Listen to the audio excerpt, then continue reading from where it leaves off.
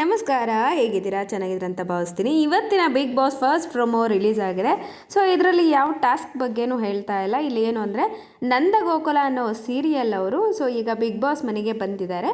So big boss ಮನೆಗೆ ಏನಕ್ಕೆ ಬಂದಿದ್ದಾರೆ ಅಂತಂದರೆ ಅವರ ಮೊದಲನೇ ಮಗನ ಮದುವೆ ನಡೀತಿರೋದು ಎಲ್ಲರಿಗೂ ಗೊತ್ತಿದೆ. ಸೊ ಸೀರಿಯಲ್ ನೋಡಿದವ್ರಿಗೆ ಗೊತ್ತಿರುತ್ತೆ. ಸೊ ಅದರ ಆಮಂತ್ರಣ ಪತ್ರಿಕೆಯನ್ನು ಕೊಡೋದಕ್ಕೋಸ್ಕರ ಇಲ್ಲಿ ನಂದಕುಮಾರ್ ಅವರ ಫ್ಯಾಮಿಲಿ ಎಲ್ಲ ಕಂಟೆಸ್ಟೆಂಟ್ಗಳ ಜೊತೆಗೆ ಹಾಗೆ ಧನುಷ್ ಅವರು ಮನೆಯ ಕ್ಯಾಪ್ಟನ್ ಆಗಿರೋದ್ರಿಂದ ಅವರ ಕೈಯಲ್ಲಿ ಆಮಂತ್ರಣ ಪತ್ರಿಕೆಯನ್ನು ಕೊಟ್ಟು ಕರೀತಿದ್ದಾರೆ. ಸೊ ಈಗ ಅಷ್ಟೇ ಬರೀ ಪತ್ರಿಕೆ ಕೊಟ್ಟು ಹೋಗ್ತಾರಾ? ಇಲ್ಲ. ಸೊ ಗಿರಿಜಾ ಅವರು ಹಾಗೆ ನಂದಕುಮಾರ್ ಅವರು ಕೂತ್ಕೊಂಡು ಕೇಳ್ತಾ ಇದ್ದಾರೆ, ಗಿಲ್ಲಿ ಅವರೇ ನಿಮಗೆ ಅರೇಂಜ್ ಮ್ಯಾರೇಜ್ ಇಷ್ಟನಾ ಅಥವಾ ಲವ್ ಮ್ಯಾರೇಜ್ ಇಷ್ಟನಾ ಅಂತ ಹೇಳಿ ಕೇಳ್ತಾ ಇದ್ದಾರೆ. ಅದಕ್ಕೆ ಗಿಲ್ಲಿ ಅವರು ಹೇಳ್ತಾರೆ, ಸದ್ಯಕ್ಕೆ ನಾನು ಯಾವ ಇಂಟೆನ್ಷನಲ್ಲಿದ್ದೀನಿ ಅಥವಾ ಯಾವ ಥಿಂಕಿಂಗಲ್ಲಿದ್ದೀನಿ ಅಂದರೆ ಮದುವೆನೇ ಬೇಡ ಅನ್ನೋ ಥರ ಥಿಂಕ್ ಮಾಡ್ತಿದ್ದೀನಿ ಅಂತ ಹೇಳ್ತಾರೆ.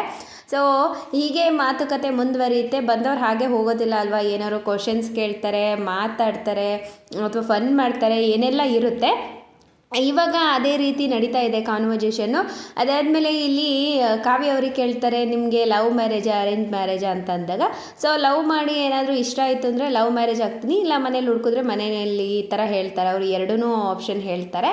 ಮತ್ತು ರಕ್ಷಿತಾ ಅವರನ್ನು ಕೇಳಿದಾಗ ರಕ್ಷಿತಾ ಅವರಿಗೆ ಕೇಳ್ತಾರೆ, ನಿಮಗೆ ಯಾವ ಥರ ಹುಡುಗ ಬೇಕು, ಲವ್ ಮ್ಯಾರೇಜಾ ಅರೇಂಜ್ ಮ್ಯಾರೇಜಾ ಅಂತಂದಾಗ, ಸೊ ರಕ್ಷಿತಾ ಅವರು ಹೇಳ್ತಾರೆ, ನನಗೆ ಕಾಮಿಡಿ ಮಾಡೋ ಫನ್ ಆಗಿರುವಂಥ ಹುಡುಗ ಬೇಕು, ಅಂದರೆ ಗಿಲ್ಲಿ ಥರ ಇರೋ ಹುಡುಗ ಬೇಕು ಅಂತ ಹೇಳಿ ಗಿಲ್ಲಿ ಅವರಿಗೆ ಹೊಡೆದ್ಬಿಟ್ಟು ಹೇಳ್ತಾರೆ. ಸೊ ಇದರಿಂದ ಗೊತ್ತಾಗುತ್ತೆ ನಮ್ಮ ರಕ್ಷಿತಾ ಅವರ ಮನಸ್ಸಲ್ಲಿ ಗಿಲ್ಲಿ ಅವರು ಇದ್ದಾರೆ ಅಂತ. ಯಾಕೆ ಅಂದರೆ ಇತ್ತೀಚೆಗಂತೂ ಎಷ್ಟು ಪೊಸೆಸಿವ್ ಆಗಿ ಆಡ್ತಾ ಇದ್ದಾರೆ ರಕ್ಷಿತಾ ಅವರು ಅಂದರೆ, ಕಾವ್ಯ ಅವ್ರನ್ನ ಮನೆ ಕಳಿಸೋದಕ್ಕೆ ದೊಡ್ಡ ರೀಸನ್ ಅಂದರೆ ಇವರು ಗಿಲ್ಲಿಯನ್ನು ಇಷ್ಟಪಡ್ತಿದ್ದಾರೆ ಅನ್ನೋ ಒಂದೇ ರೀಸನ್ನು. ಕಾವ್ಯ ಅವರು ಯಾವಾಗ ಗಿಲ್ಲಿ ಜೊತೆ ಇರ್ತಾರೆ, ಗಿಲ್ಲಿ ಅವರು ಯಾವಾಗ ಕಾವ್ಯ ಜೊತೆ ಇರ್ತಾರೆ, ಇವರಿಗಂತೂ ತಡ್ಕೊಳ್ಳೋದಕ್ಕೆ ಆಗಲ್ಲ, ಹೇಗೆ ದೂರ ಮಾಡಲಿ ಅಂತ ಥಿಂಕ್ ಮಾಡ್ತಾ ಇರ್ತಾರೆ. ಸೊ ನಿನ್ನೆ ಒಂದು ಎಪಿಸೋಡಲ್ಲಿ ನೋಡಿರ್ಬೋದು, ಸೋಫಾ ಮೇಲೆ ಗಿಲ್ಲಿ ಅವರು ಕೂತಿರ್ತಾರೆ. ಸೊ ಅದ್ರ ಮುಂದೆ ಬೀನ್ ಬ್ಯಾಗ್ಗಳಿರುತ್ತೆ. ಬಂದು ಕಾವ್ಯ ಅವರು ಏನಾದ್ರು ಕೂತ್ಬಿಟ್ರೆ ಅಥವಾ ಬೇರೆಯವ್ರು ಕೂತ್ಬಿಟ್ರೆ ಅನ್ನೋ ಇಂಟೆನ್ಷನಿಂದ ಮೇನಾಗಿ ಅವರು ಕಾವ್ಯ ಅವರು ಅಲ್ಲಿ ಬಂದು ಕೂರ್ತಾರೆ ಅನ್ನೋದ್ರಿಂದ ಬೀನ್ ಬ್ಯಾಗ್ಗಳನ್ನು ದೂರ ಹೋಗಿ ತೊಗೊಂಡಿಟ್ಟು ಸೋಫಾ ಮೇಲೆ ಕೂತ್ಕೊತಾರೆ. ಯಾಕೆ ಅಲ್ಯಾಕೆ ಇಡ್ತಿದ್ಯಾ ಅಂದರೆ, ಇಲ್ಲ ನಾವಿಬ್ಬರೇ ಇರಬೇಕು, ನಾವಿಬ್ಬರೇ ಮಾತಾಡಬೇಕು, ಯಾರಾದರೂ ಬಂದು ಡಿಸ್ಟರ್ಬ್ ಮಾಡ್ತಾರೆ ಅಂತ ಅವ್ರು ಹೇಳ್ತಾರೆ. ಇದರಲ್ಲೇ ಗೊತ್ತಾಗುತ್ತೆ ಎಷ್ಟು ಪೊಸೆಸಿವ್ ಇದ್ದಾರೆ ಅಂತ. ಅಷ್ಟೇ ಅಲ್ಲದೆ ಹಾಗೆ ಜನರಲ್ ಆಗಿ ನಾನು ಕೆಲವೊಂದು ಮಾತು ಹೇಳ್ತೀನಿ ಅಂತ ನಿನ್ನೆ ರಘು ಅವರು ಹಾಗೆ ಗಿಲ್ಲಿ ಅವರು ಕೂತಾಗ ಹೇಳ್ತಾರೆ, ಯಾರು ನಮ್ಮ ರಕ್ಷಿತಾ ಅವರು. ಸೊ ಯಾರೋ ಒಬ್ಬರು ನಮ್ಮನ್ನು ಇಷ್ಟಪಡಲ್ಲ, ನಾವು ಎಷ್ಟೇ ಮಾತಾಡ್ಸಿದ್ರು ಮಾತಾಡಲ್ಲ, ನಮಗೆ ವ್ಯಾಲ್ಯೂ ಕೊಡಲ್ಲ ಅಂದಾಗ ನಾವು ಯಾಕೆ ಅವ್ರ ಹತ್ರ ಹೋಗಿ ಮಾತಾಡಬೇಕು? ಸೊ ಯಾರು ನಮ್ಮನ್ನು ಇಷ್ಟಪಡ್ತಾರಲ್ವಾ ಅವರನ್ನು ನಾವು ಇಷ್ಟಪಡಬೇಕು ಅಂತ ಹೇಳ್ತಾರೆ.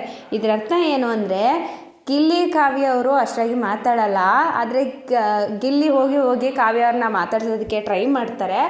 ಆದರೆ ಇಲ್ಲಿ ರಕ್ಷಿತಾ ಅವರು ಗಿಲ್ಲಿ ಅವ್ರನ್ನ ಮಾತಾಡ್ಸೋಕ್ಕೆ ಟ್ರೈ ಮಾಡಿದ್ರು, ಗಿಲ್ಲಿ ಅವ್ರು ದೂರ ಹೋಗ್ತಾರೆ ಅನ್ನೋ ಇಂಟೆನ್ಷನ್ ಇಟ್ಕೊಂಡು ಹೇಳ್ತಾರೆ. ಹಾಗೆ ನಂದಗೋಕುಲ ಫ್ಯಾಮಿಲಿಯವರು ಮುಂದುವರೆದು ಕೇಳ್ತಾರೆ, ಕಾವ್ಯ ಅವ್ರನ್ನ ಕೇಳುವಾಗ ನಿಮಗೆ ಅರೇಂಜ್ ಮ್ಯಾರೇಜಾ ಅಥವಾ ಲವ್ ಮ್ಯಾರೇಜಾ ಅಂದಾಗ, ಸೊ ಅವರು ಎರಡನ್ನೂ ಕೂಡ ಹೇಳ್ತಾರೆ. ಅಂದರೆ ಲವ್ ಮಾಡಿದ್ರೆ ಆ ಥರ ಅರೇಂಜ್ ಮಾಡಿದ್ರೆ, ಆವಾಗ ನಮ್ಮ ಗಿಲ್ಲಿ ಅವರು ಏನು ಹೇಳ್ತಾರೆ, ಎರಡೂ ಆಗ್ಬೋದಲ್ವಾ, ಲವ್ ಮಾಡಿರೋರ್ನು ಮದುವೆ ಆಗ್ಬೋದು, ಈ ಕಡೆ ಅರೇಂಜ್ ಮಾಡಿ ಅಂದರೆ ಮನೇಲಿ ಒಪ್ಪಿರೋರ್ನು ಮದುವೆ ಆಗ್ಬೋದಲ್ವಾ ಅಂತ ಹೇಳ್ತಾರೆ. ಅವಾಗ ನಮ್ಮ ಕಾವ್ಯ ಅವರು ಕೋಪದಿಂದ ನೋಡ್ತಾರೆ.